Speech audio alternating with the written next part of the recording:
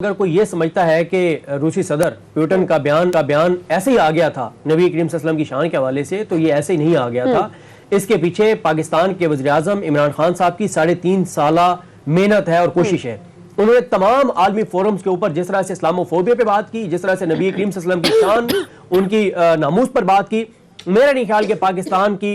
तारीख में किसी सरबराह ने इस तरह से बात की हो, या मौजूदा जो आलमी जो इस वक्त इस्लामी मालिक के सरबराहान है उनमें से कोई इतने दबंग अंदाज से बात करता हो। उसके कंसिक्वेंसेस भी हम फेस कर रहे हैं, लेकिन ये दाद देनी चाहिए इमरान खान साहब को कि वो कंसिक्वेंसेस की परवाह किए बगैर इसके ऊपर बात कर रहे हैं और इमरान खान साहब की बात को सुना भी जा रहे हैं इंटरनेशनली। और ये जो सदर पुतिन ने बयान दिया था कि नबी करीम सल्लल्लाहु अलैहि वसल्लम की शान में जो गुस्ताखी है ये आजादी इजहार नहीं है, ये पहली कामयाबी थी। और देखें इमरान खान साहब ने 11 बड़े इकदाम किए, 11 बड़े इकदाम किए जिसकी वजह से ये हुआ। ये यानी देखें पुतिन साहब के इस बयान से कबल अमेरिकी जो ऐवान नुमाइंदगान है उसमें मुसलमान रुकन है अल्हान उमर, उनकी जानिब से एक बिल पेश किया गया था और जिसका इसी के हवाले से था, इस्लामोफोबिया के हवाले से। लेकिन इससे पहले अगर आप देखें इमरान खान साहब जब वज़ीर आज़म बने तो उन्होंने उसके बाद इमरान खान साहब ने 27 सितंबर 2019 को अक़वाम मुत्तहिदा की जनरल असम्बली से खिताब के दौरान नामूस रिसालत और इस्लामोफोबिया पर बात की थी और सबसे दबंग तकरीर थी और उम्मत मुसलमान के जज्बात की अक्कासी की थी। और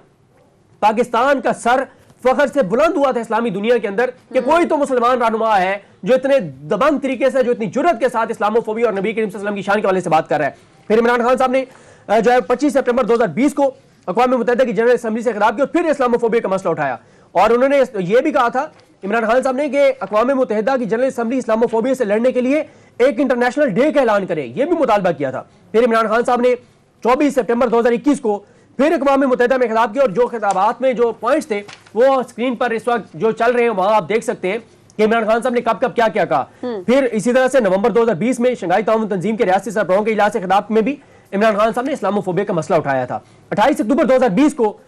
इमरान खान साहब ने मुसलमान ममालिक के रहनुमाओं के नाम में खत लिखा था, उसमें भी उनको यही कहा था कि आए मिलकर इस्लामोफोबिया और नबी करीम सल्लल्लाहु अलैहि वसल्लम की शान के मामले पर पूरी दुनिया में हम ये जंग लड़ते हैं। इसी तरह से इमरान खान साहब ने दरमियान में आपको पता है टीवी चैनल लाने की भी बात की थी, इसीलिए कि 3 मुल्क मिलकर टीवी चैनल लाए। फिर इसी तरह से इमरान खान साहब ने 3 मई 2021 को ओआईसी से तल्लुक रखने वाले ममालिक के सफीरों से मुलाकात की और उनको भी कहा कि इस्लामोफोबिया से निपटने और बैनुल मज़ाहब हमांगी के फ़रोग़ के लिए हमें मामले इस पर बातचीत करनी चाहिए। फिर इमरान खान साहब ने 25 अक्टूबर 2020 को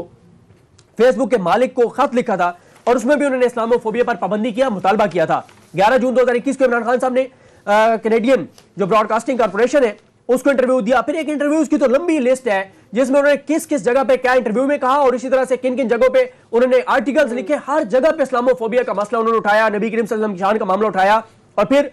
आपको बताया कि इमरान खान साहब ने एक ऑर्डिनेंस के जरिए रहमतुल लिल आलमीन अथॉरिटी का क़याम किया और इसी तरह से आप जो है वो पाकिस्तान के अंदर आपको पता है अल-कादिर यूनिवर्सिटी का संग बुनियाद रखा गया, निसाब के अंदर तब्दीलियां की गई। पाकिस्तान के अंदर हो या इंटरनेशनल लेवल पर हो, इमरान खान साहब से पहले पाकिस्तान की 74 साल तारीख में किसी ने इस्लामोफोबिया और नबी करीम सल्लल्लाहु अलैहि वसल्लम की शान के हवाले से इतना काम नहीं किया। इस पर एज ए पाकिस्तानी हमें फख्र है कि हमारे वज़ीर आज़म पूरी दुनिया में ये आवाज बुलंद कर रहे हैं। ठीक है अदिल, आप क्या समझते हैं जिस तरह से वज़ीर आज़म हर स्टेप पर जाकर इस हवाले से बात कर रहे हैं और दुनिया को मैसेज दे रहे हैं कि किस तरह से, जैसे भी रूसी सदर ने भी बात की है कि अगर उनके खिलाफ हम कोई बात कर दें तो it's not a freedom of speech, तो इस हवाले से आप क्या कहेंगे, कितना इंपॉर्टेंट है? इमरान खान वाहिद लीडर हैं जो इस हवाले से, जो नामूस रिसालत सल्लल्लाहु अलैहि वसल्लम के हवाले से बात कर रहे हैं, जो इस्लामोफोबिया के हवाले से बात कर रहे हैं। और मैं समझता हूँ कि वो इसमें मगरिब की दुश्मनी भी मोल ले रहे हैं। जब वो रियासत मदीना की बात करते हैं, जब वो इस्लामी निज़ाम की बात करते हैं, जब वो उस रियासत मदीना की बात करते हैं, फिर लेकिन इसमें एक मैं चीज़ मैं ऐड करना चाहता हूँ कि अब जिस तरह रूसी सदर जो हैं उनके साथ ये एंगेज हुए और उन्होंने भी ज़ाहिर इससे पहले एक बड़ा बयान दिया, लेकिन ये सबसे ज्यादा मसला आ रहा है यूरोप वाली साइड से। अब यूरोप के हवाले से एक चीज जो अभी तक हमारे सामने आई है, सफारती ज़राए भी इस हवाले से कंसर्न है कि जब से इमरान खान साहब हुकूमत में आए हैं यूरोपीय यूनियन को उस तरह से इनकी जानिब से एंगेज नहीं किया जा रहा और इनका यूरोपीय यूनियन का कोई किसी बड़े यूरोपीय मुल्क का कोई दौरा भी नहीं हुआ जब से ये हुकूमत में आए हैं। तो इस हवाले से ये एक बहुत बड़ा गैप है क्योंकि ये सबसे ज्यादा मसला जिन ममालिक की जानिब से आ रहा है उनको एंगेज करने की भी जरूरत है, उनकी क़यादत को एंगेज करने की जरूरत है। और अब अल्लाह करे कि आने वाले दिनों में कोई एक हाई प्रोफाइल दौरा जो है वो कोई हो जाए, लेकिन वो इनकी प्रायोरिटी में, इस हुकूमत की प्रायोरिटी में उस अंदाज में नहीं रहा। वेस्ट को इस अंदाज में आप उसको एंगेज ना करने का फैसला करें तो ये एक बड़ी ही हैरानकुन बात है सफारती सतह पर भी। तो मैं समझता हूं कि इन्हें वेस्ट को इस हवाले से भरपूर तरीके से एंगेज करना चाहिए। बहुत अच्छा इकदाम है, जाहिर है जिस तरह जनरल असम्बली के प्लेटफॉर्म पे खड़े होकर उन्होंने बात की, जिस कॉन्फिडेंस से बात की और उसका बड़ा इंपैक्ट आया दुनिया भर में। ये कोई मामूली बात नहीं है कि आप किसी फोरम पर खड़े होकर इस तरह बात कर दें। इसका बयान नहीं दिया प्यूटन ने, और देख लेना ये फिर ये उसी इंपैक्ट के नतीजे में फिर आलमी लीडर जब इस तरह की बात जब करते हैं तो फिर उनका मौक़िफ़ और ज्यादा स्ट्रेंथन हो गया। लेकिन यूरोपीय यूनियन के हवाले से मैं ये जरूर कहूंगा कि इमरान खान साहब को इस पर फोकस करना चाहिए। ठीक है,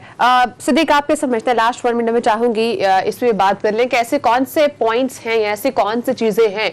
जो इस चीज को मजीद ब्रॉडर लेवल पर लेकर अगर हम जाना चाहें, ऑल्दो अभी हम इंटरनेशनली इसको बहुत ज्यादा बात भी कर रहे हैं, लेकिन और ऐसी क्या किस अमर की जरूरत है कि इसको मजीद आगे एक्सपैंड किया जा सके? देखिए, मेरा ख्याल है कि पाकिस्तान के जितने भी सफारतखाने हैं दुनिया भर में, वहाँ जितने भी हमारे सफीर मौजूद हैं उनको इस हवाले से काम करना चाहिए। हमारे जो ओवरसीज पाकिस्तानी हैं उनको इस हवाले से काम करना चाहिए।